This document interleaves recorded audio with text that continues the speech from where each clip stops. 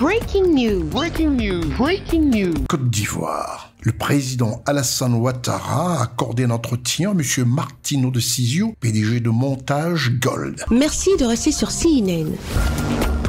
Breaking news. Breaking news. C'est à 11h27 GMT, à la résidence du président de la République de Côte d'Ivoire, à Cocody Golf, le jeudi 2 mai 2024, que le cortège avec à son bord M. Martino de Sizio et à sa tête le ministre Mamadou Sangafoa Coulibaly, ministre des Mines, du Pétrole et de l'Énergie, sont accueillis sur le perron de la résidence du président de la République de Côte d'Ivoire par le protocole présidentiel.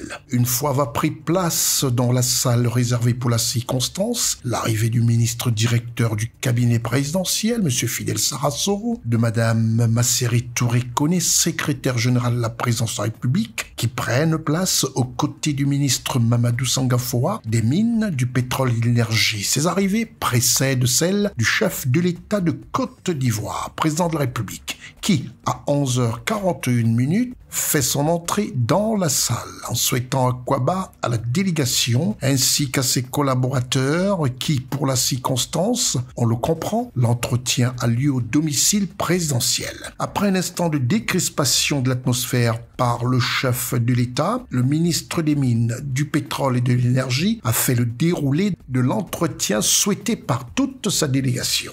C'est alors que cet entretien s'est tenu pendant une bonne demi-heure. Et après celle-ci, la délégation conduite par le directeur général Martino de Sizio, aux côtés du président de la République de Côte d'Ivoire, Alassane Ouattara, se sont exprimés face à la presse nationale et internationale qui, elle, était très impatiente d'en savoir un peu plus sur cette rencontre. Si la télévision était là. Nous avons une bonne nouvelle à vous annoncer.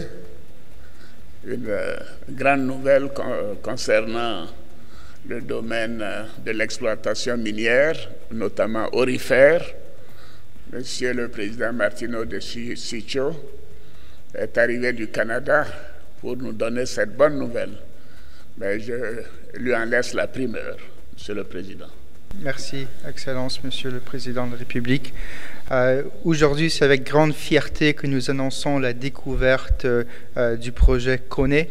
Ce sont 5 millions d'onces avec un potentiel de production de 300 000 onces par an. En termes d'usine, on parle de 11 millions de tonnes par an, qui serait de loin la plus grande usine en Côte d'Ivoire et la troisième plus grande usine dans la sous-région. Ça nécessitera des investissements de 400 milliards de francs de CFA. Avec le groupe Montage, notre ambition est d'en faire un grand groupe africain, commençant par la Côte d'Ivoire.